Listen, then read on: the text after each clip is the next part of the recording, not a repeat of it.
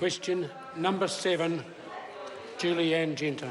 Thank you, Mr. Speaker. My question is to the Prime Minister. Does he stand by his statement that, quote, New Zealand has full disclosure of information, unquote, with respect to allegations of New Zealand being a tax haven? The Right Honourable Prime Minister. Mr. Speaker, yes, as I said in answer to question number 2, Inland Revenue gets information on foreign trusts and gives it to tax authorities in other countries if requested under a relevant tax agreement. Tax havens, on the other hand, are characterised by financial secrecy, so it's ridiculous to suggest that New Zealand is a tax haven. We have a strong tax treaty and information exchange network that helps discover and prevent tax avoidance through exchanging information between tax jurisdictions. New Zealand has also been a very active participant in the OECD and G20 work to combat tax avoidance. We continue to be a strong voice in this area. Thank you. Supplementary. Supplementary question, Julianne Genter. How does an overseas tax department access all of that information if they don't know the name of the foreign trust registered here or the trustee? The Right Honourable Prime Minister. Speaker, they asked for it.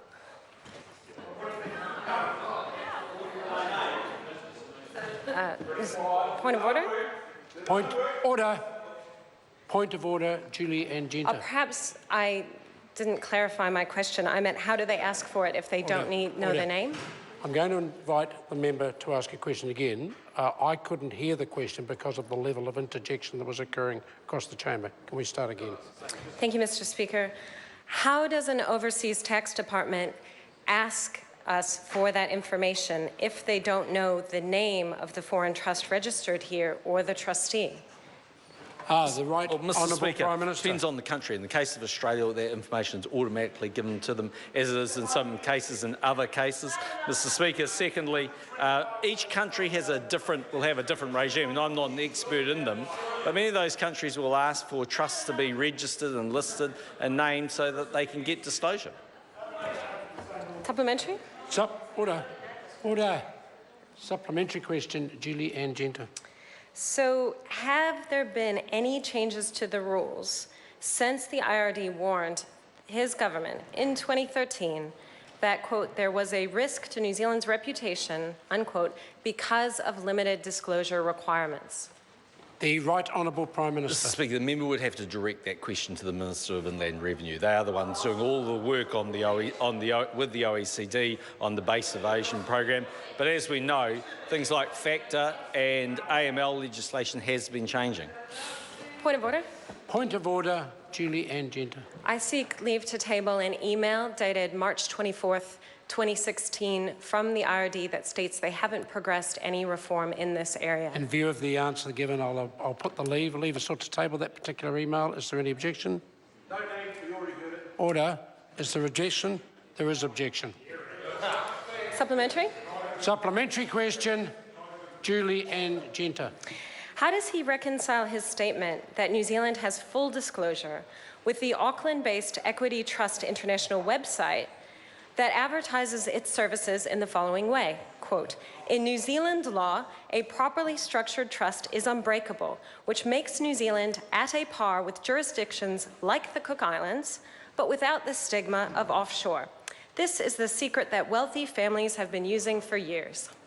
The Right Honourable Prime Minister. Mr. Speaker, lots of companies and organisations come out with slogans. I remember in 1999, the Labor Party's slogan was for a kinder, more caring New Zealand.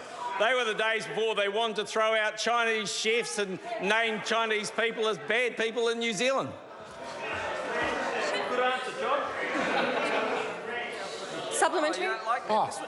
Order. Supplementary question, Julianne Genter. So is Co-Visory Partners in Auckland wrong when they wrote in a paper entitled, quote, New Zealand, a tax haven for foreign trusts, unquote, our foreign trust tax advantages make, quote, New Zealand a great alternative to various tax havens which have negative inherent stigma attached to them, unquote, and is he concerned that that negative stigma is now getting attached to us? The Right Honourable Prime Minister. Mr. Speaker, they're patently wrong if they're Australian, and they may well be wrong if they're from any other country that's asked for that information. Supplementary? Supplementary question, Julianne Genter. Will his government beef up the rules around foreign trusts in New Zealand by adopting the member's bill that my colleague James Shaw tried to table earlier? And if not, why not? The Right Honourable Prime Minister. Speaker, the government's not opposed to making changes and would continue to work with the OECD on base erosion and the likes. But if the member really thinks that we're going to adopt the member's bill that wants to actually name taxpayers' IRD numbers, for instance, the member's got to be barking mad. She thinks that information should be in the public domain. Order. Point of order. Order. Sir, point of order, sir. Point of order. That Vitili. insult was personal and unnecessary, and I ask for him required to withdraw and apologise for that. No, on this occasion, order. This occasion, I don't agree with the member. When I consider the tone and the length of the question, it was a highly political question that was asked. Whilst I'm on my feet, if I can identify any interjector, I'll have no hesitation in asking that personally. So I considered it carefully. I can understand the member may be a little bit upset. It's an expression that I've heard used quite frequently by the Prime Minister, not in this House, but I don't think it's a matter for requiring the Prime Minister to withdraw unless the member was to stand to her feet and say she was personally offended. Point of order, the Honourable David Park. Order, just before the member starts, the same rules applies to this point of order. I want to hear it without interjection. In the prior supplementary, you allowed the Prime Minister to raise irrelevant matters relating to immigration policy of the Labour Party. Mr Speaker, if you want to keep order in this House, you have to enforce the rules. I'll hear from the Honourable Jerry Well, Brown. I don't want to prolong things, but when a question is asked and there is a theoretical or a hypothetical statement put, it's not unreasonable for the Prime Minister to say, well, here was a statement made by a political grouping and look what was achieved. I'll hear from the Honourable David Park. That's not correct, sir. You can't raise a relevant matter relating to another question that attacks another party on a subject matter that's not even the subject of the question. The Speaker of the House, the Leader of the House is just wrong. Order. We'll only have one at a time. The Right Honourable Winston Peters. There are clear rules on innuendo and epithets. If you were saying that some member has to get up and protest him or herself, otherwise you will not take redress, it suggests that that member now suffers the embarrassment of repeating the offence. Now, frankly, he might say it outside the House, but he surely should not be allowed to say it inside the House. I'm not sure what the point of order that the member's just raised in relation to... Order. Order. Again, slowly. Yeah, very slowly, and refer to the... It is that the phrase barking mad is an epithet and innuendo, and it should not be acceptable in this House, and no one should have to tolerate having to get up and put it right and repeat the offence. Order. You got that part clear? Order. Order. No, we're getting to the stage, and this has gone on quite long enough. As I repeated earlier, it's a remark that I think the Right Honourable Winston Peters makes a reasonable point, but if the member, Julianne Genter, is offended by the remark, she should stand to her feet and say so. Point of order. Point of order, Julianne Genter. I'm not offended. I'm more disappointed that the Prime Minister won't answer a reasonable question. That's certainly not a point of order. Order. Order. I've ruled on this matter. If it's a fresh point of order, very happy to hear it. Chris Hipkins. Mr Speaker, in your earlier ruling, you made it clear that a political question would get a political answer. I wonder whether you would consider differentiating between a political answer and simply an insulting answer, because I think that is an important distinction to make. One which simply hurls insults at the member asking the question versus one that's giving a political answer which is a legitimate exchange. Yeah. And Ron Mark. Thank you, Mr Speaker. Totally new point of order.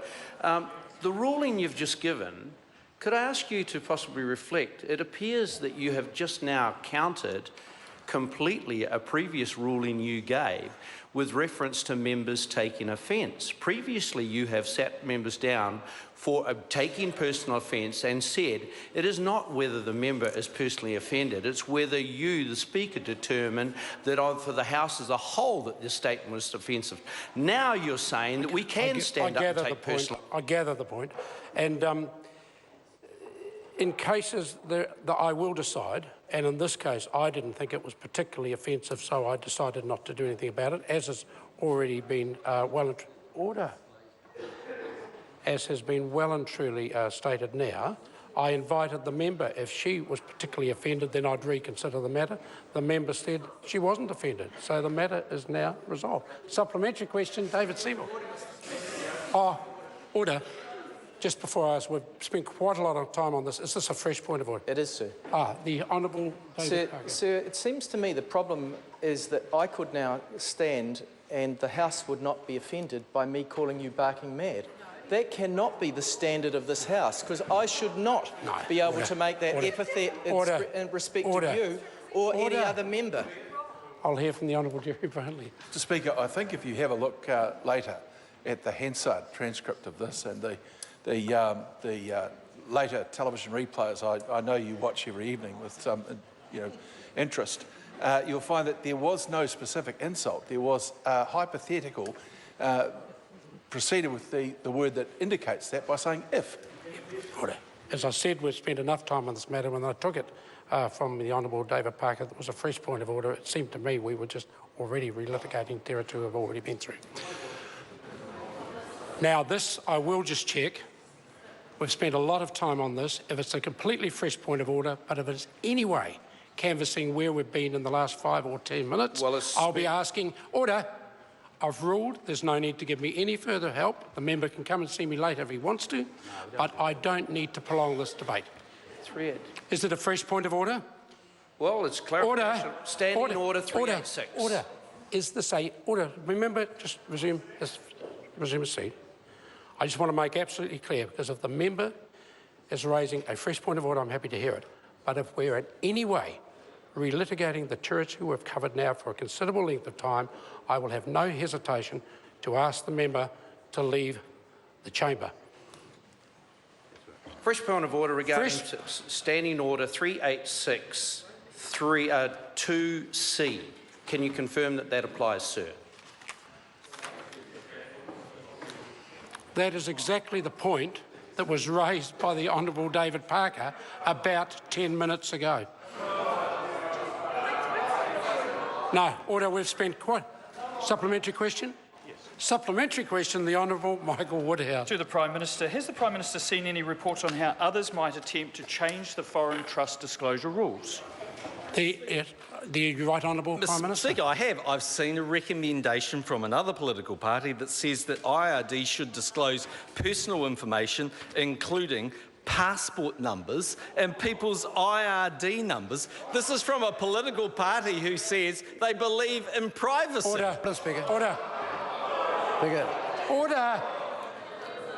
The Right Honourable Winston Peters. Mr Speaker, can I ask you, what happened to the rule where the ministers and the Prime Minister cannot spend their time referring to another party's policy? The reason we have question time is to ask the executive as to what they're doing. No, I don't need any assistance. The question was a legitimate question asked about other reports.